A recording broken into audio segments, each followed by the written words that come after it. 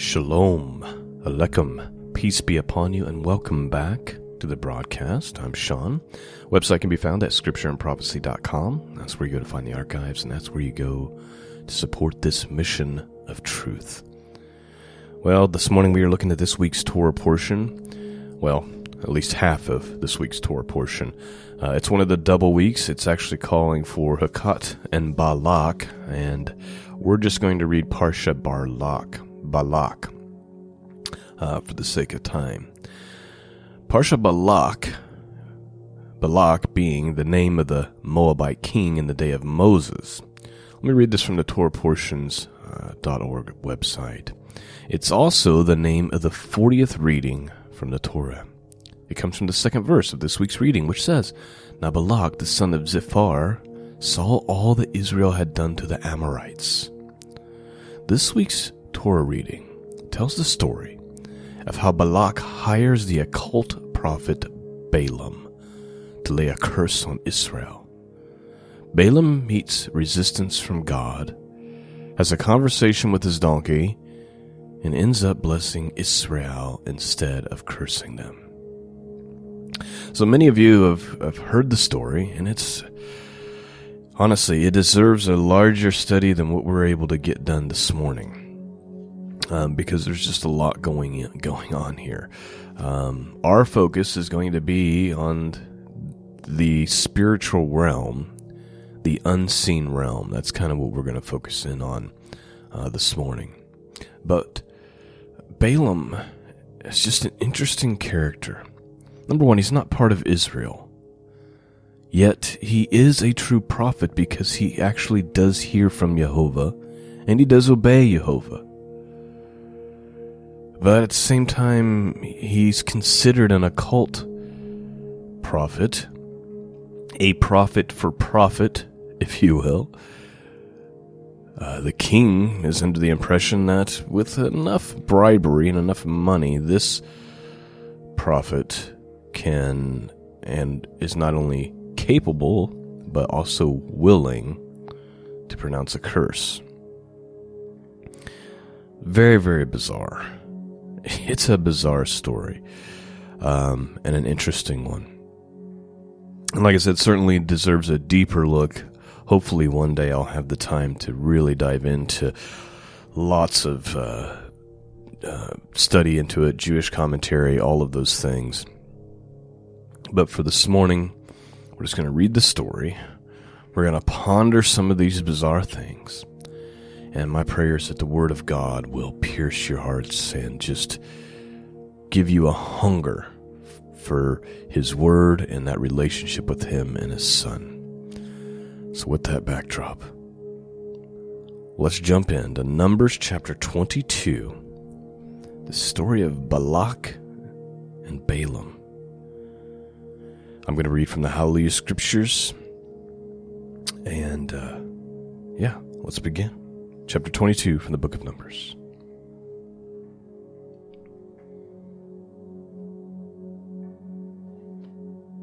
And the children of Israel departed and camped in the desert plains of Moab, beyond the Jordan of Jericho. And Balak, son of Ziphar, saw that Israel had done to the Amorites. And Moab was exceedingly afraid of the people because they were many. And Moab was in dread because of the children of Israel.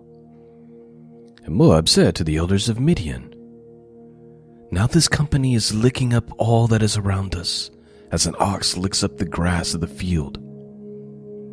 Now Balak, son of Ziphar, was sovereign of the Moabites at that time. And he sent messengers to Balaam, son of Peor, at Peor, which is near the river, in the land of the sons of the people, to call him, saying, See, a people has come from Mitzrayim, that is to say, Egypt. See, they have covered the surface of the land, and are sitting next to me.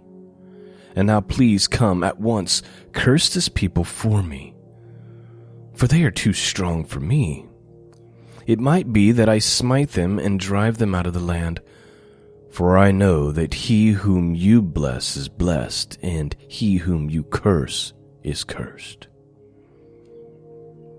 And the elders of Moab and the elders of Midian left with divination fee in their hand, and they came to Balaam and spoke the words of Balak to him. And he said to them, Spend the night here, and I shall bring back word to you as Jehovah speaks to me. So the heads of Moab stayed with Balaam. And Elohim came to Balaam and said, Who are these men with you? And Balaam said, Elohim, Balak, son of Zippor, sovereign of Moab, has sent to me, saying, See, a people has come out of Mitzrayim and covered the surface of the land. Come now, curse them for me. It might be that I am able to fight against them and drive them out. And Elohim said to Balaam, Do not go with them. You do not curse the people, for they are blessed. Please note, we say Balaam, right? And I've said it a couple times as I read through this, but in Hebrew it looks like it's Balaam. So that's why you're hearing me say it that way, and that's the way the Hallelujah Scriptures presents it. So the king comes to the prophet. He knows who this prophet is. He's obviously a Gentile prophet. It's very strange. But he sends his people to Balaam with a divination fee. So he's got his money for some divination. We need some sorcery. We need some occult sorcery from you. And Balaam doesn't say, No way, I'm not doing that evil thing. What's he say? Well, let me talk to Jehovah. So he does. It says that Elohim came to Balaam and said, Who are these men with you? Now, first of all, I'm not going to spend a lot of time on this, but God does this, right? He asks questions that he already knows the answer to. It's just kind of like when he goes to the Garden of Eden, he asks where he is. He knows where he's at. And starts asking questions about what they've done. He knows what they've done. It's almost like he wants to see if they're going to try to lie or not. And he says to Balaam, let's get to verse 12. Here's what he says. He says, And Elohim said to Balaam, Do not go with them. You do not curse the people, for they are Baruch, that is to say, blessed. Verse 13. And Balaam rose in the morning and said to the heads of Balak, Go back to your land, for Jehovah has refused to allow me to go with you. And the heads of Moab arose and went to Balak and said, Balaam refuses to come with us. Then Balak again sent heads more numerous and more esteemed than they. So the king's like, okay, he won't come with these people. I'm going to send even more higher stature people to see if Balak will succumb to that temptation. Verse 16, And they came to Balaam and said to him, This is what Balak, son of Zippor, said. Do not be withheld from coming to me, please, for I esteem you very greatly. And whatever you say to me, I do. Therefore, please come, curse this people for me. And Balaam answered and said to the servants of Balak, Though Balak were to give me his house filled with silver and gold, I am unable to go beyond the word of Jehovah, my Elohim, to do less or to do more. And now please, you also stay here tonight and let me find out what more Jehovah says to me. So please note, this is why Balaam is so interesting.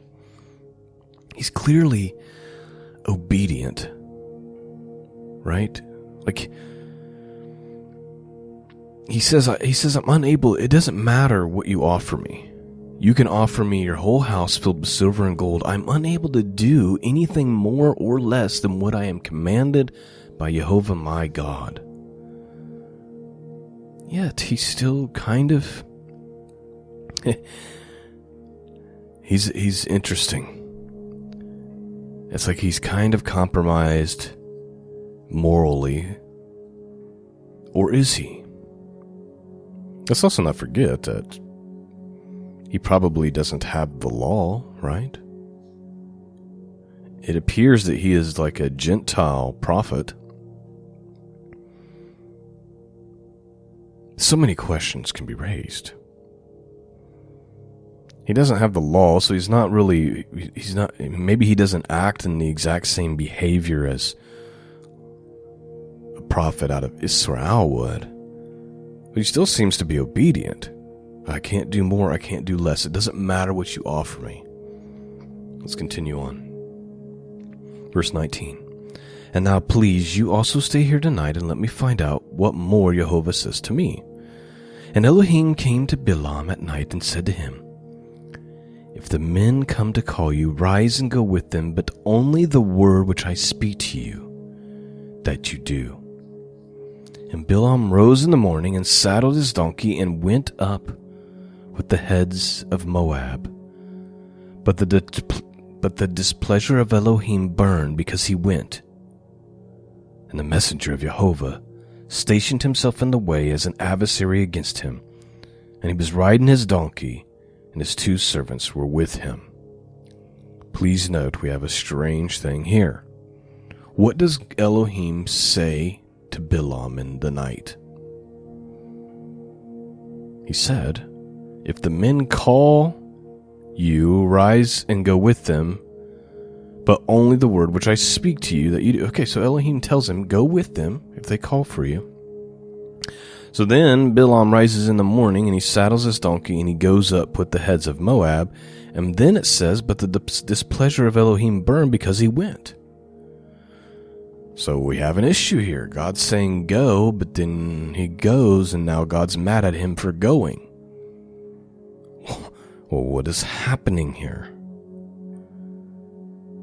I think there's a couple of things. Number one, if you look at some Jewish commentary, which I've done in the Kamash last year when we read through this, the commentary is that the reason Elohim is mad is because of Balaam's eagerness to go with them. Like he's up early, he saddles his own donkey, and he's just right away, he's ready to go with them. So that could be one thing. The other issue is the statement from God is that if they call, go with them, but it doesn't say that they called him. It just says that he got up early and took off with them. So there may be something to that thought, that commentary, that it's not about the fact that Balaam is just doing what he was commanded. It's that his posture, his heart, his eagerness is to go with them. So something is going on that we don't have complete detail to, and God is not happy. So now God has sent the angel of the Lord, as it would say in the King James, a messenger of Jehovah, and he has stationed him in the way to be an adversary against him. And he was riding on his donkey, and his 2 servants were with him. Verse 23. And the donkey saw the messenger of Jehovah standing in the way, with his drawn sword in his hand. And the donkey turned aside out of the way, and he went into the field, and so Balaam beat the donkey to turn her back into the way. Then the messenger of Jehovah stood in a narrow passage between the vineyards, with a wall on this side and a wall on that side. And when the donkey saw the messenger of Jehovah, she pushed herself against the wall and crushed Balaam's foot against the wall, and so he beat her again. And the messenger of Jehovah went further, and he stood in a narrow place where there was no way to turn aside right or left. And when the donkey saw the messenger of Jehovah, she lay down under Balaam. So Balaam's displeasure burned, and he beat the donkey with his staff. Then Jehovah opened the mouth of the donkey, and she said to Balaam, "What have I done to you that you have beaten me these 3 times?" And Balaam said to the donkey, "Because you have mocked me. If there were a sword in my hand, for I would have killed you by now." The donkey said to Balaam, "Am I not your donkey, on which you have ridden ever since I became yours to this day? Was I ever known to do so to you?" And he said, "No." Then Jehovah opened Balaam's eyes, and he saw the messenger of Jehovah standing in the way with his drawn sword in his hand. And he bowed his head and fell on his face. And the messenger of Jehovah said to him, "Why have you beaten your donkey these 3 times? See, I have come out to stand against you because your way is reckless before me." And the donkey saw me and turned aside from me these 3 times. And if she had not turned aside from me, I certainly would have killed you by now and let her live. Okay, so let's stop for a second. What a wild story, right? So there is the angel of the Lord, the messenger of Jehovah, blocking the way. Balaam can't see it, even though he's a prophet of Jehovah. But his simple donkey can. And the donkey is obviously afraid. There's this angelic being. Angel of the Lord, messenger of Jehovah. Many think that we're not going to get into this debate, but I'm just telling you what many believe. Many believe that in the Old Testament, when you see the messenger of Jehovah, that is the same person as the Son of God. It's an interesting concept, and there's good arguments for it. I'm not going to, pick a side on that right now, because that's not what we're talking about. But this is what we're potentially up against. Needless to say, the donkey is terrified, as it should be. So the donkey is just trying to avoid going forward. We have these incidences where Balaam's getting mad. He's beating the donkey. Then Jehovah opens the donkey's mouth, and the donkey speaks. And oddly enough, Balaam doesn't say, "Whoa, how is my donkey talking?" No, he just dialects with the donkey. And we've speculated about this. The book of Jubilees talks about how the animals used to talk before the flood. This is clearly after the flood, but nonetheless, we have the same issue with Eve. She doesn't go, "Whoa, a talking snake." No, she just continues to dialect with it. There's something obviously going on there. I've talked about that in depth. You can go check out the studies on the YouTube channel. Just search for talking animals. You can find the Book of Jubilees study where we dive into that a little bit deeper.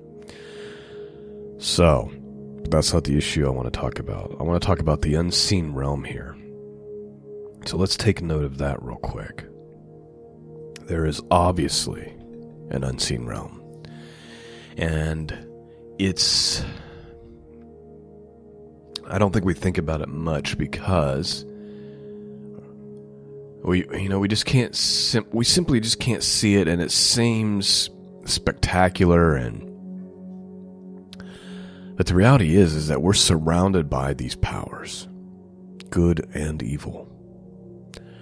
And there's a spiritual war going on.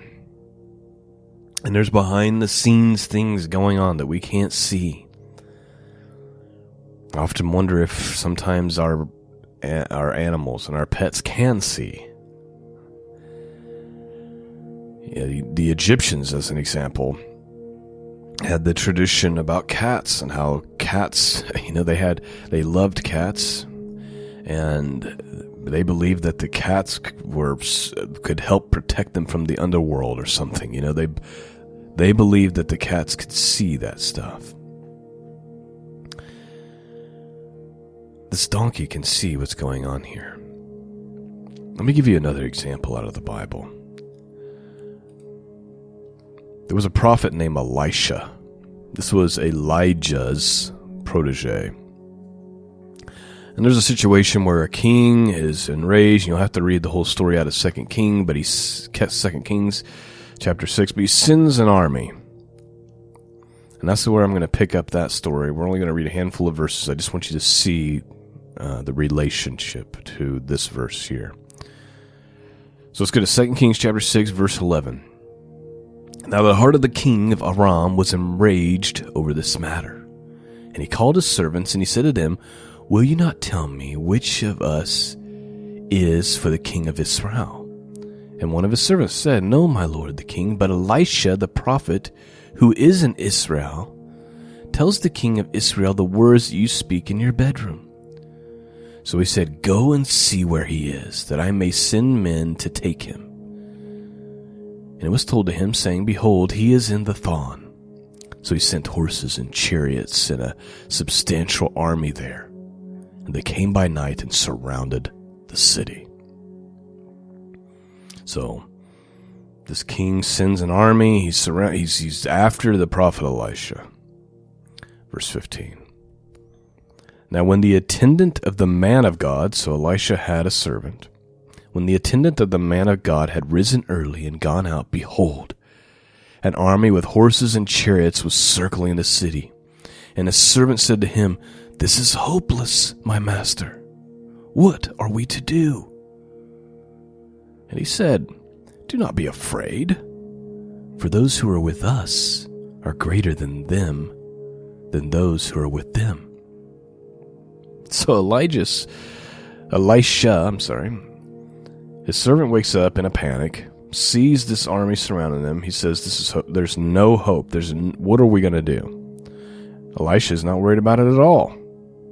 He says to his servant, "Don't be afraid. Those who are with us are more than those who are with them," which I'm sure would make the servant say, "What are you talking about?" Verse 17, then Elisha prayed and said, "Lord, please open his eyes that he may see." And the Lord opened the servant's eyes, and he saw, and behold, the mountain was full of horses and chariots of fire all around Elisha. It's a powerful story. And it demonstrates the unseen realm. Elisha wasn't worried because God had sent an army much larger than the human army that Elisha was facing. All around Elisha is an army of horses and chariots of fire. So much is going on that we cannot see and we cannot comprehend, and we live in fear and anxiety, and we're so worried, and we forget that they have no power compared to the power of our God.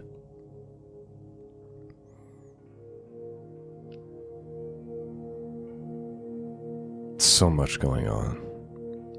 There's going to be a day, obviously, when these things are revealed to us, and we're probably going to be shocked and maybe even a little bit of ashamed, because we may find that all those times that we were in such a panic, we were so scared, we were surrounded by messengers of God, and he had been taking care of us and protecting us, and we might be astonished to find out how many times that we were protected and we didn't even know there was a threat. We were just going on with our day, and it was intervention in the spiritual realm on our behalf that we had no clue about. It's an interesting topic to think about and to study, but we've got to finish our portion because we're running out of time. Let's continue on. And Balaam said to the messenger of Jehovah, "I have sinned, for I did not know that you stood in the way against me, and now, if evil is in your eyes, let me turn back." And the messenger of Jehovah said to Balaam, "Go with the men, but only the word that I speak to you that you speak." Balaam then went with the heads of Balak. And when Balak heard that Balaam was coming, he went out to meet him in the city of Moab, which is on the border at Arnon, which is in the extremity of the border. And Balak said to Balaam, "Did I not urgently send to you, calling for you? Why did you not come to me? And am I not able to esteem you?" And Balaam said to Balak, "See, I have come to you. Now am I at all able to say somewhat? The word that Elohim puts in my mouth, that I speak." And Balaam went with Balak, and they came to Chariot Hatzot. And Balak slaughtered cattle and sheep, and sent some to Balaam and to the heads who were with him. And it came to be in the morning that Balak took Balaam and brought him up on a high place of Baal. And from there he saw the extremity of the camp. By the way, I'm not going to keep interrupting, but I just want to add this one thought. There's some similarity to what's getting ready to happen, and kind of like what happened with Jesus. What happens? Satan takes him up to all these places and shows him and offers him all these things, right? In exchange for worship. Offering him the whole world in exchange for worship. And here we have this king. He's this occult prophet. And he's offering the prophet, money. Trying and showing him, taking him to high places of Baal, by the way. Let's not overlook that. In exchange for cursing Israel. To me, that just jumps out. Chapter 23, verse 1. And Balaam said to Balak, build 7 altars for me here, and prepare 7 bulls and 7 rams for me here. And Balak did as Balaam had spoken, and Balak and Balaam offered a bull and a ram on each altar. Balaam then said to Balak, stand by your burnt offering, and let me go on. It might be that Jehovah comes to meet me. Whatever he shows me, I shall declare to you. And he went to a bare height. And Elohim came to Balaam, and he said to him, I have prepared 7 altars, and I have offered on each altar a bull and a ram. And Jehovah put a word in the mouth of Balaam, and he said, return to Balak, and this is what you say. And he returned to him, and he saw him standing by his burnt offering, he and all the heads of Moab. And he took up this proverb and said, Balak the sovereign of Moab has brought me from Aram, from the mountains of the east. Come, curse Jacob for me, and come, rage at Yisrael. How do I curse whom El has not cursed? And how do I rage at whom Jehovah has not raged? From the top of the rocks I see him. And from the hills I observe him. Look, a people dwelling alone, not reckoning itself among the nations. Who shall count the dust of Yaakov, and the number of 1/4 of Yisrael? Let me die the death of the upright, and let my end be like his. And Balak said to Balaam, what have you done to me? I took you to curse my enemies, and look, you have kept on blessing. And he answered and he said, should I not take heed and speak what Jehovah has put in my mouth? And Balak said to him, please come with me to another place from where you see them. You only see the extremity, but not all of them. Curse them from me there. And he took him to the field of Sophium, to the top of Pisgah, and built 7 altars and offered a bull and a ram on each altar. And he said to Balak, stand here by your burnt offering while I meet over there. And Jehovah came to Balaam and put a word in his mouth, and he said, go back to Balak and say this. So he went to him, and he saw him standing by the burnt offering and the heads of Moab with him. And Balak asked him, what did Jehovah say? And he took up this proverb and said, rise up, Balak, and hear. Listen to me, son of Zippor. El is not a man to lie, nor the son of man to repent. Has he said, and would he not do it, or spoken, and would not confirm it? See, I have received to bless, and he has blessed, and I do not reverse it.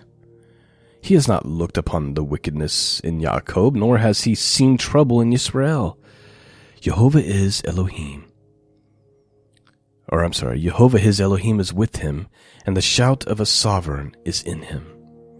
Elohim brought them out of Mitzrayim, is for them like the horns of a wild ox. For there is no sorcery against Jacob, nor is there any divination against Yisrael. Now it is said to Jacob and to Yisrael, what has El done? Look, a people rises like a lioness and lifts itself on like a lion. It lies not down until it devours the prey and drinks the blood of the slain. And Balak said to Balaam, do not curse them at all, nor bless them at all. And Balaam answered and said to Balak, have I not spoken to you, saying, all that Jehovah speaks, that I do? And Balak said to Balaam, please come, let me take you to another place. It might be right in the eyes of Elohim that you curse them from me from there. And Balak took Balaam to the top of Peor, that overlooks the wasteland. And Balaam said to Balak, build 7 altars for me here, and prepare 7 bulls and 7 rams for me here. And Balak did as Balaam had said, and offered a bull and a ram on each altar. And Balaam saw that it pleased Jehovah to bless Yisrael. He did not go at other times to seek to use sorcery, but he put his face towards the wilderness. And Balaam lifted up his eyes, and he saw Yisrael encamped according to their tribes, and the Ruach of Elohim came upon him. And he took up this proverb and said, the saying of Balaam, son of Peor, and the saying of the man whose eyes are opened, and the saying of him who hears the words of El, who sees the vision of El Shaddai, who falls down with his eyes open wide. How good are your tents, O Yaakov, your dwellings, O Yisrael, like waters that stretched out, like gardens by the river, like aloes planted by Jehovah, like cedars beside the waters. He makes water flow from his buckets, and his seed is in many waters. His sovereign is higher than Agag, and his reign is exalted. El, who brought him out of Mitzrayim, is for them like the horns of the wild ox.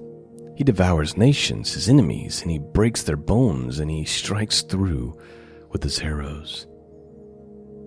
He bowed down and laid down like a lion, and like a lion, who would rouse him?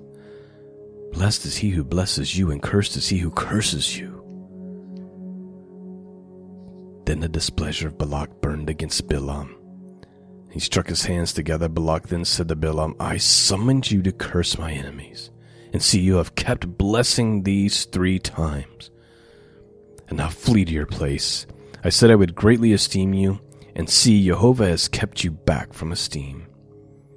And Balaam said to Balak, did I not also speak to your messengers, whom you sent to me, saying, if Balak should give me his house filled with silver and gold, I am unable to go beyond the word of Jehovah, to do either good or evil on my own heart. What Jehovah speaks, that I speak. And now see, I am going to my people. Come, let me advise you on what this people is going to do to your people in the latter days. He took up this proverb, and he said, the saying of Balaam, son of Peor, and the saying of the man whose eyes are open, the saying of him who hears the words of El, who knows the knowledge of the Most High, who sees the vision of El Shaddai, who falls down with his eyes open wide. I see him, but not now. I observe him, but not near. A star shall come out of Jacob, and a scepter shall rise out of Yisrael, and shall smite the corners of Moab, and shall destroy the sons of Sheth. And Edom shall be a possession, and Seir shall be a possession, enemies, and Yisrael is doing mightily. A ruler shall come from Yaakov, and destroy the remnant from Ar. He then looked at Amalek, and he took up this proverb and said, Amalek was first among the nations, but his latter end is to perish forever.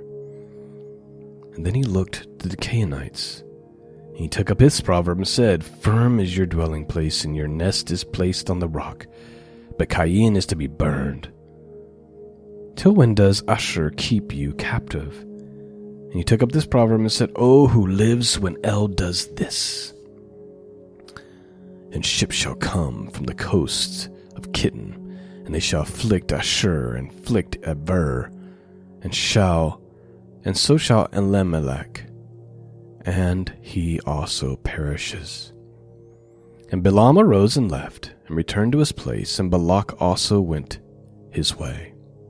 9 more verses here in chapter 25. And Yisrael dwelt in Shittim, and the people began to whore with the daughters of Moab. Please note, remember when Balaam's like, there's no amount of sorcery, there's no amount of cursing that would do any good, right? When the people are walking with Jehovah, they're protected. There's nothing that the occult can do, nothing the enemy can do. Here's when God's people can become, I would say, attacked. When the doors are open. It's when God's people move away from the things of God and they chase after the lust of their own hearts.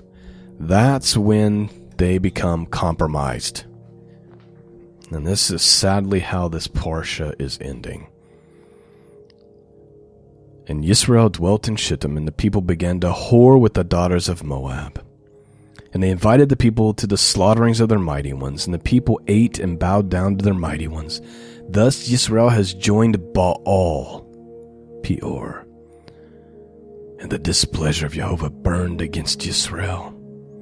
And Jehovah said to Moshe, take all the leaders of the people and hang them up before Jehovah, before the sun, so that the burning displeasure of Jehovah turns away from Yisrael. And Moshe said to the judges of Yisrael, each one of you slay his men who were joined to Baal Peor. And see, one of the children of Yisrael came and brought to his brothers a Midianite woman before the eyes of Moshe and before the eyes of all the congregation of the children of Israel, who were weeping at the door of the tent of appointment. And Pinehas, son of Eleazar, son of Aaron, the Kohen, saw it. And he rose up from among the congregation. He took a spear in his hand, and he went after the man of Yisrael into a tent and thrust both of them through. The man of Yisrael, the woman through her abdomen. Thus the plague among the children of Israel came to a stop. And those who died in the plague were 24,000. And that is how the portion ends this morning. I'm out of time, my friends, but I hope that you've been blessed. And I actually enjoy these studies, especially the ones that raise more questions than they answer. It gives us a reason to dig. It gives us a reason to think. It gives us a reason to spend the day, throughout the day, pondering God's word and God's ways. And I think it strengthens us in our faith and strengthens us in our walk. And I just hope that you've been blessed this morning. Thanks for listening. Peace and grace be with all of you. And until next time, God bless.